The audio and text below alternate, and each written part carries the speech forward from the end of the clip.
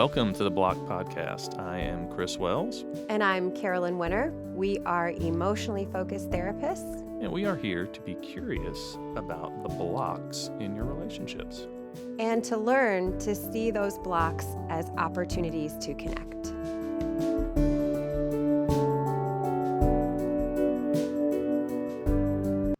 Welcome back to the Block Podcast.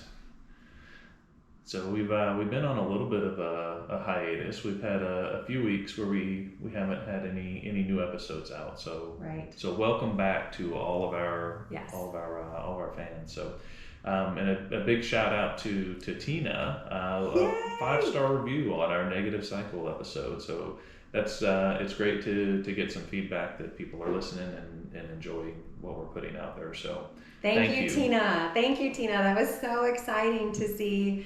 It's a 5-star review said that you liked that episode, that it spoke to you. So we would love to hear more from other folks. What you think of the episode? Good, bad, anything in between. Yeah, feedback is great. So we want to hear from you too on what you want to hear about. You know, what would you like to learn about? How would you like, what comes up in your relationship that's maybe blocking you from connection? And, you know, we would love to hear that so we can talk about it. Yeah. Also, we should share that this is the first time we are recording voice for podcasts, but also video. Yeah. So that's a change for the Block Podcast. So if you would like to see Chris and I, you know, as we discuss this, you can find us on YouTube. But if you want to just keep it to the podcast format and just listen, that's great too. Yeah, but great to be back with you guys again. So yeah, today we're going to look into a little bit of understanding emotions, you know, and how maybe sometimes our lack of understanding of them will block us in our relationships. You know, you kind of before we were kind of chatting, you know, about the episode, about what to, you know, how to put this forward. And, you know, emotions are, you were saying, are kind of like our language of love. That's how we talk the language of love, or how we experience the language of love, maybe. Right. So, and it is, I know we've probably talked about this in other episodes, but we just don't live in a world that really prioritizes emotion. You know, right. I'm sure it's the same experience you have, whether it's an individual client or a couple that comes in and we're getting our EFT going with them and they say, oh, I don't like this. I don't like talking about emotion. I don't like talking about what I feel. And that's so understandable because not everything we feel is pleasant. Right. And I think there can be a temptation to leave that, what we call the negative emotions, on the outside, right? Yeah. They're not fun, they're not enjoyable. How on earth could those unpleasant emotions bring us closer together? Right. And I think so many times we're not honed into them. We're not paying attention to what's going on. And a lot of that is because of how we have been socialized. And we talked about this in previous episodes. When we get certain messages that maybe, you know, emotions are weak, or right. You know, it's not acceptable to display certain emotions. And we tend to start maybe stuffing them or locking them down. You know, guys talk a lot about, like, I put it into a box and then, you know, it kind of goes away. And that suppression, that pushing those things down, kind of, it makes us kind of lose our ability to understand maybe what's going on and what information those emotions are trying to tell us, because they're trying to give us really good information about our environments, about our relationships, about everything that's going on around us. So we kind of wanted to maybe walk through that a little bit. What are our emotions trying to tell us? And how is that blocking us when we're not really understanding that information really well? Right. So I know you had kind of scripted out a few emotions to go through. Yeah. I mean, joy might be a simple one. You know, this feels good. I think on a sort of if we look at emotions as a key component or ingredient of our survival, then the feedback that we get from what we feel can sort of keep us safe. And so joy would be like, do more of that. This feels good, do more of that. Yeah. Right. And nobody would, I think, have a problem with saying, like, let's get more joy. Sure. Though, I mean, it is complex because a lot of times with that sense of joy can come some fear. Mm-hmm. How long will this last? There's only one way to go from here and it's down. So it can be inherently good, and for as long as our window of tolerance will let us, we can lean into that joy and say, this is good, I want more. Yeah. And then we might hit the edge of our experience and say, oh no, this is not going to last forever. Mm-hmm. And now I have to kind of armor back up. Yeah. It reminds me a lot of like that feeling when you get on like the last day of vacation and it's like, we have to go back to work.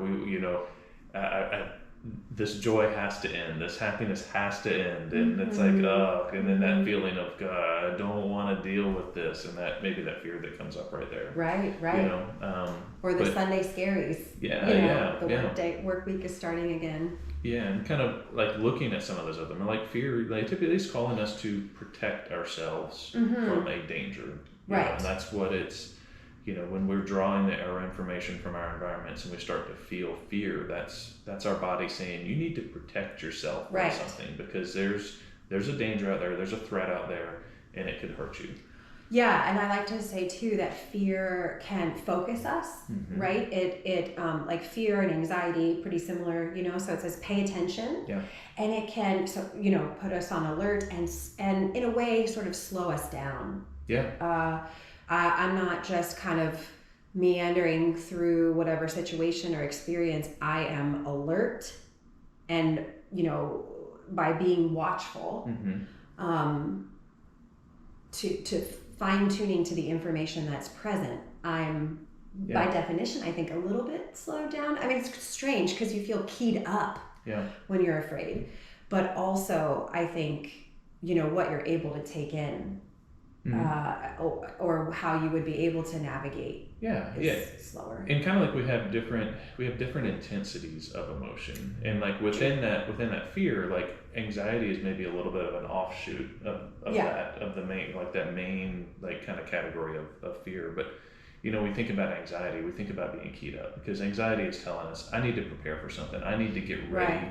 My body says there's something coming up in the future that we don't feel prepared for, and that anxiety is trying to tell us we need to get ready for this. And it feels very keyed up because it feels very urgent. It feels very important in our bodies when that comes up for us.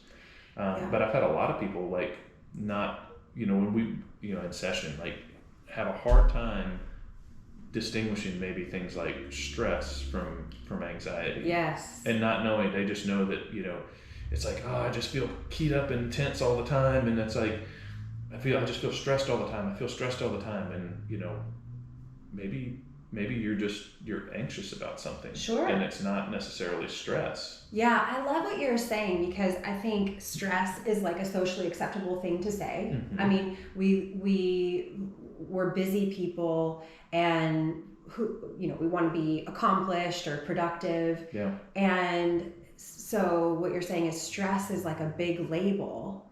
And I think it goes with this topic, right? That if we don't understand our emotions, there is a bit of a block to connection. Yes. So what is that stress, right? You're saying if you're anticipating something, if there's a fear there and we can get to what that feeling is, what it is it's telling your body what to do. It's telling you what you might need. Right. Or at least that's the way that we get to what you might need. And I know so many people say, I'm just feeling this and I don't know what I need. I don't know what would help me. Yeah. And a lot of times, maybe the things that we do in response to it, because maybe we experience that and we experience it as stress and we're like, this is stress, I'm stressed out. I just need to reduce the things that I'm stressed out about. Right. I need to get rid of some of these things, remove them from my life, avoid doing some of these things and I won't be as stressed out.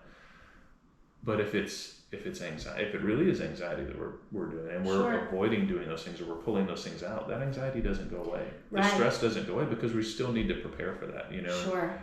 We're not in tune with what our bodies are telling us to do. So maybe what we're doing is actually maintaining some of that. Instead of doing something to help it. So, in certain ways, maybe that blocks us in our relationships too. Sure. When we don't understand fully what we're experiencing, maybe we don't have words for it, or we've spent so much time trying to block it out or push it down that we're not familiar with what it's trying to tell us. We don't know how to respond correctly. We don't know how to respond in a way that can help that to our partners and to kind of let them into it. And what you're saying is making me think about a lot of stress we really can't eliminate, And so it would be lovely if we could sort of tailor our lives to reduce our stress or reduce whatever unpleasant feeling we're feeling. But a lot of times we can't do that. And so if, like you're saying, we can get to a more specific, stress really isn't an emotion, because it's not one of those sort of like core or basic emotions. So if we can say, what is this stress? What is it fear? Is it worry? Is it upset? What is it? Right. Then even if we can't eliminate the stressors or reduce the stressors, it does still serve the same purpose in that it tells us what do we need. Right. Because then we have words around what we need. And so many times I think we don't. We have such a limited understanding of our emotions. A lot of people do. Right. Some people are very in tune with them. They can understand what's going on and put a name to it. But I would say, the majority don't. Yes. I would say the majority don't. What was flashing through my mind when you were saying that, and I know we've talked before about our different attachment strategies, and I think so many withdrawers come into couples therapy and they say, I don't know what I feel. Yeah. Right? I don't feel. Yeah. And sometimes it sort of seems neutral to them that they would say that. Other times people have said, I think that something is broken in me. Yeah. And so there can be a little bit of shame about that, So I think that for withdrawers, that they would claim that more. Yeah. A pursuer is going to tell you, sure, I know what I feel. And I think what you're saying is, I think there's more like conscious access or awareness to what we feel. But now, after going through EFT training, when a pursuer sits in front of me and says, like, I'm super emotional, I tell you what I feel, I know what I feel, because I used to say this. Yeah. And I kind of chuckle inside and I say, sure you do, you know, because we all do, I think, a good job of accessing those more surface emotions. But there's more core or primary emotions underneath that we may not know. I remember we taught a workshop together and we were doing a role play. And it was at your church. It was at New Spring. I'm sure you remember the one about me being late. Oh yeah. Yeah. And we were processing. Didn't affect me at all. Never does, right? We were processing that repair, and I remember you, because you were trying to kind of feel into my experience, and you used the word anxiety. That probably made you a little anxious. And I remember being surprised by that, because I was like, oh, I don't think I even noticed that I was anxious. Right. My action tendency just took over. And I remember saying to you, I guess maybe that's why I talked so much, because maybe there was some anxiety underneath that. So I think, for all of us, there's varying degrees of awareness, yes, but also there are moments and times for which we just don't know. Yeah. And we need sort of that co-regulation component. And I think deep down, we all, even though maybe some people may say, I don't feel anything. I don't express, I don't feel emotion. I don't do emotion. We all feel it. Yes. Because it shows up in our bodies. Like, yes. our bodies are, the way that we work, emotions show up as physical sensations in our bodies. And right. even if you can't put a name to what it is, you're still having a physical sensation that's associated with it. Like, you go on a roller coaster and you hit one of those drops, your stomach drops. Right. That's an emotion that's coming up for you. That's your body saying that something is going on. Just like when we get mad, we can feel the pressure. We can feel the heat in our face and our hands. Right. And a lot of people they don't slow down enough to understand what that is. That's an emotion. That is an experience of an emotion. And they all are associated with physical sensations. And it's how much we're able to, how much we're capable of slowing down and recognizing that in the moment. And most people aren't. A lot of people just are not in tune with that. And when we're not in tune with that, we don't have the words to tell our partners what's going on. Right. And you're making me think, like, I'm not even good at that, even though we literally spend every day talking about emotion, and I'm not very good at that. And I remember, so I'm in EFT therapy myself, and I remember one session where sort of what I was experiencing was really clear to me, but I couldn't identify it in my body. And my therapist said, maybe it is just like a deep sense of knowing. And that was really powerful. I think for a lot of clients, when we ask them, what do you feel in your body? Where do you feel that in your body?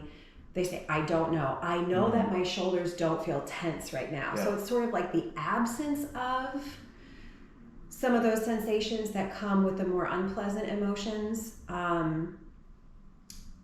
But I think there can be times where, maybe we just feel sort of like a stillness inside of us, or a steadiness. And it doesn't necessarily like light up or tense up or freeze out any particular part of our body.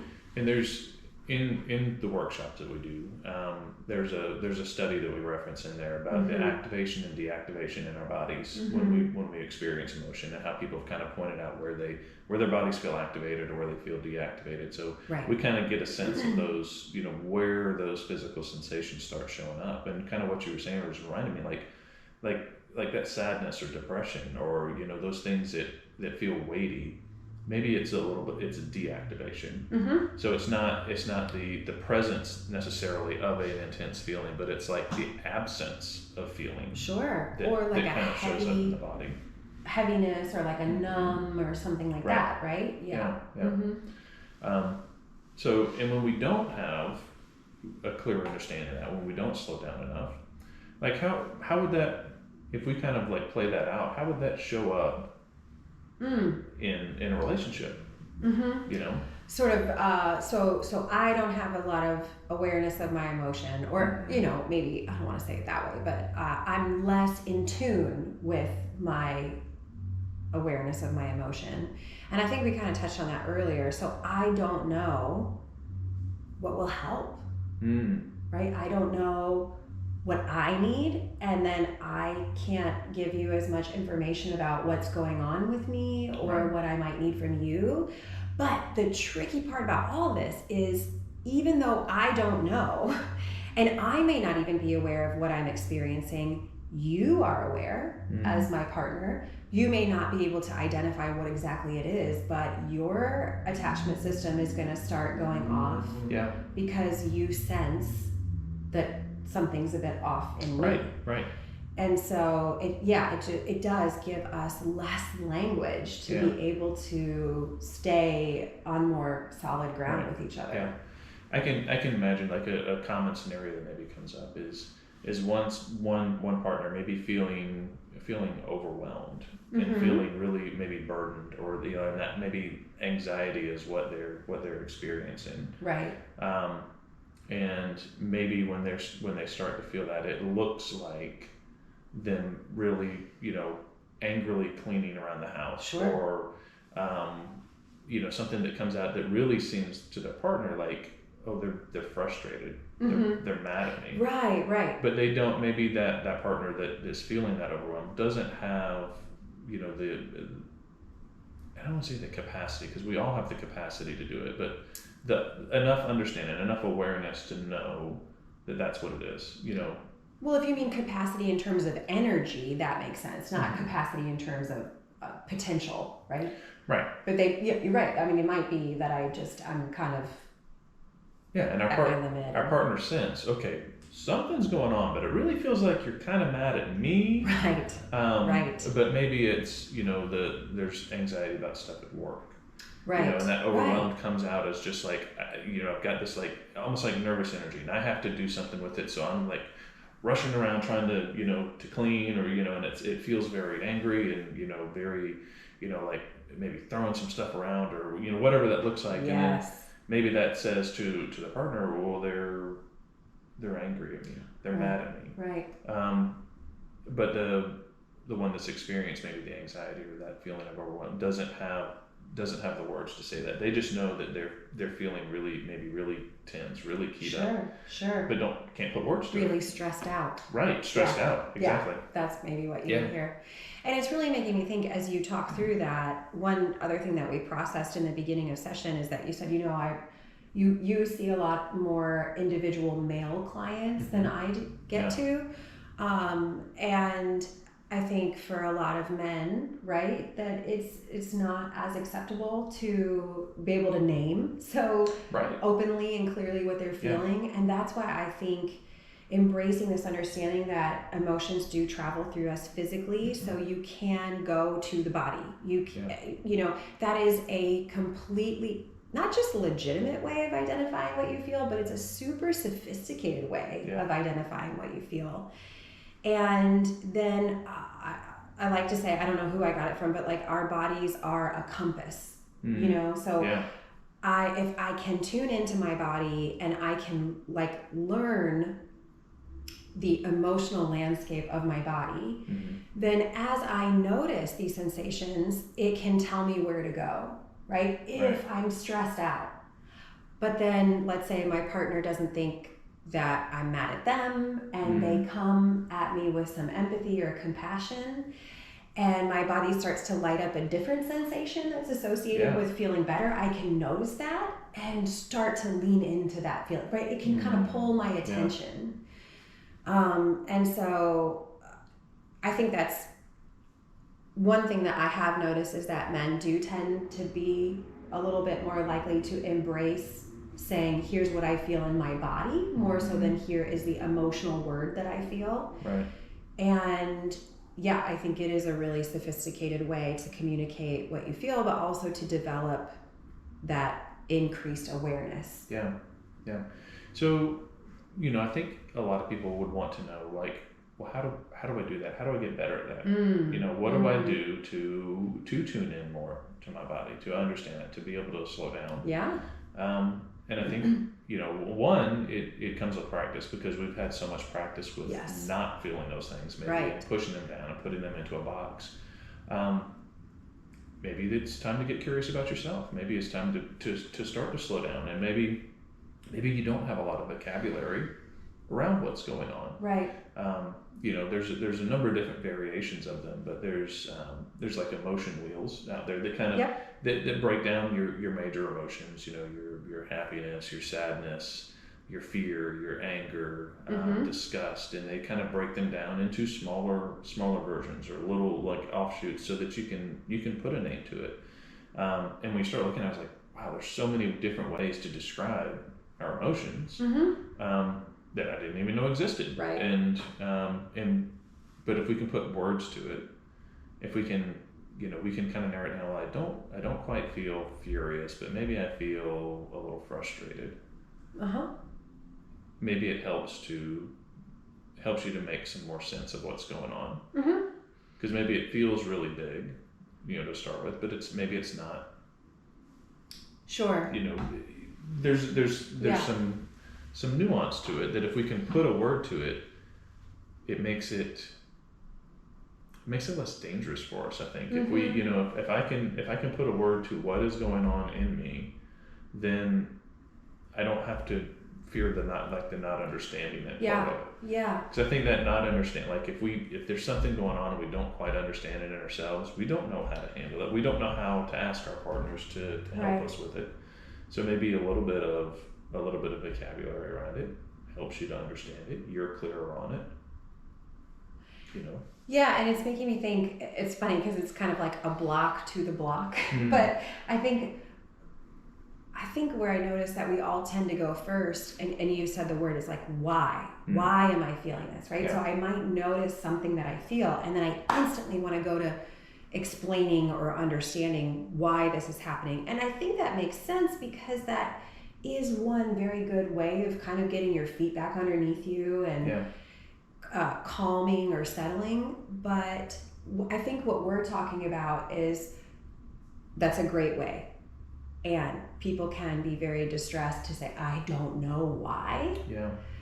And that can keep you in that agitation or that agitated state. And so what we're talking about is, and I really like what you said about practice, because I don't particularly love the emotion wheel, but maybe that's an indication that I need to like spend a little more time with it, because you know what you feel strongly about is telling you something, as we're saying. And I think there have been people who have like put the emotion wheel as the wallpaper on their phone.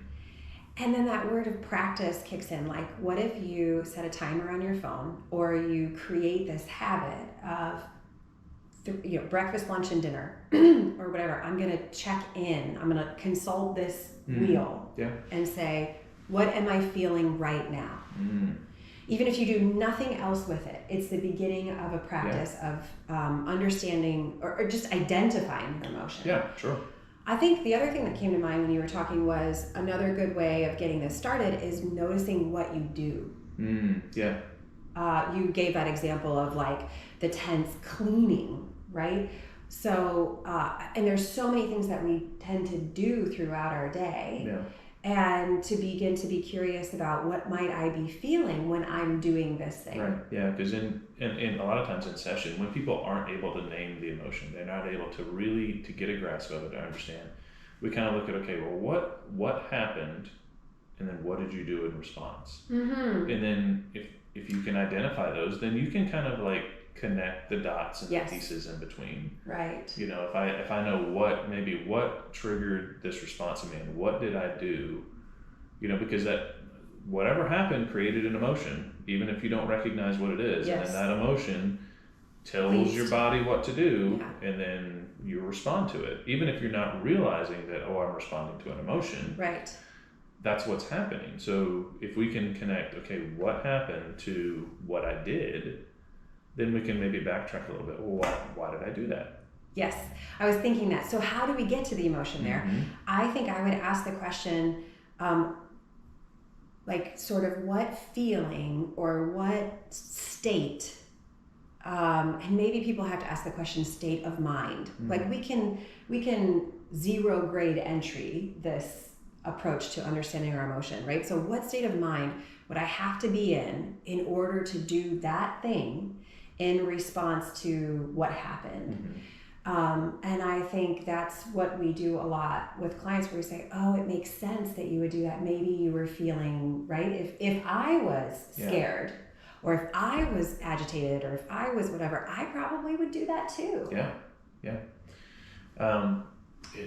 I'm trying to think of a good example, and like looking into the world of a withdrawal for it, you know, so this is, I would say maybe, when something, whatever the triggering moment is, that maybe I feel blamed for something, or, that's the message that I get. That's like my jumping off point, this place that I like, this is what triggered my response. And maybe my response is to leave the room and to go hop on the computer and go check emails.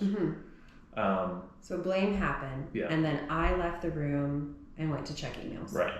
So maybe in that moment I'm like, okay, I felt like I was blamed right here, and then I went away. Why did I go away?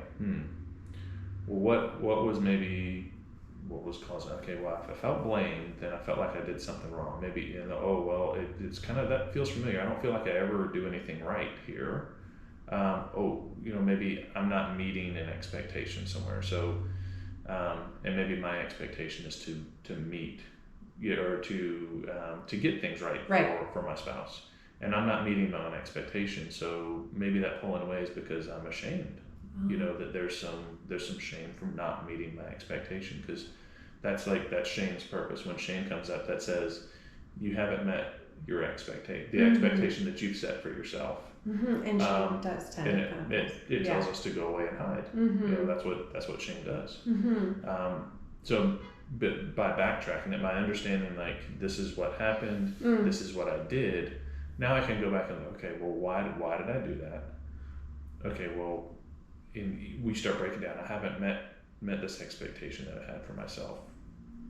That means that I'm ashamed. That may mean that I'm ashamed. Right. But that's kind of what it would look like. The feeling that goes along. Right. I was saying, when you are in that place where you're noticing I haven't met expectations, what's the feeling that goes along with that? Yeah. Right.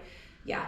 Yeah, and then maybe it's like, oh, well, maybe there was kind of a little pit in my stomach that came up, and that you start to have some practice with naming that, with understanding what was going on in your body, and then recognizing that when it comes up, oh, that came up again.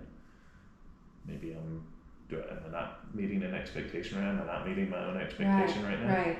And then we maybe start to have a little bit of vocabulary around it. We start to have an understanding of it. Right. To where we can kind of explain it a little bit better. Yeah. Now, not that explaining it is any easier once we understand it, but at least it's not unfamiliar to us. At least we have a chance now because we have some understanding around it. Yeah, and I like where you were at with that even if I don't really have a finger on the pulse of why am I feeling the shame. We hope to get to a place where maybe I can go to my partner and say, the shame is here again. Yeah. Right? And it feels like this pit in my stomach and I just want to go away. Yeah. Right? And that right there is speaking a need, not a need. It's sort of setting the stage for connection, right? Because even as I say that, in the example, I feel like a heaviness in my heart. But picturing the partner, right? I would imagine that heaviness would show up too, and that it's like it softens somebody. Sure. Whereas if the shame is just moving me to pull away, there's no opportunity for a softening. Yeah.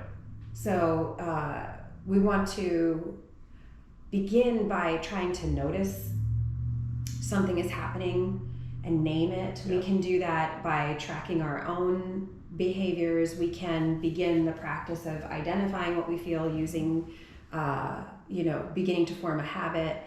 And I think where I would kind of want to park this is just the full foundation that we all feel.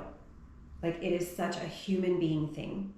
We all feel, we are all wired to not feel alone. I know that's a negative way of saying it, right? I mean, not feel alone, but we are meant to feel together.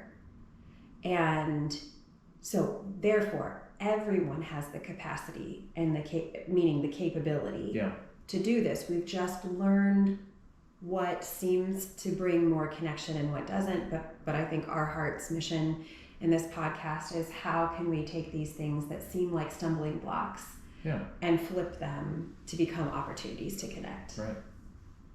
So, kind of what we say every time, be curious about yourself. Yes. Maybe do a little bit of introspection, a little bit of work to understand yourself a little bit better. And when we can do that, then we have a chance of being able to let our partners in to what's going on. And we can be curious with what's going on with them too. Yes. Be curious. If you are feeling stuck, or if anything in this episode resonated with you, where this is kind of going on in your relationship and you would like some more support through this, we've got some resources for you. Yeah, you might want the support of an EFT therapist, and you can find one in your area by going to iceeft.com and search by location. Or we would love to have you attend one of our workshops, and we will include registration information in the show notes.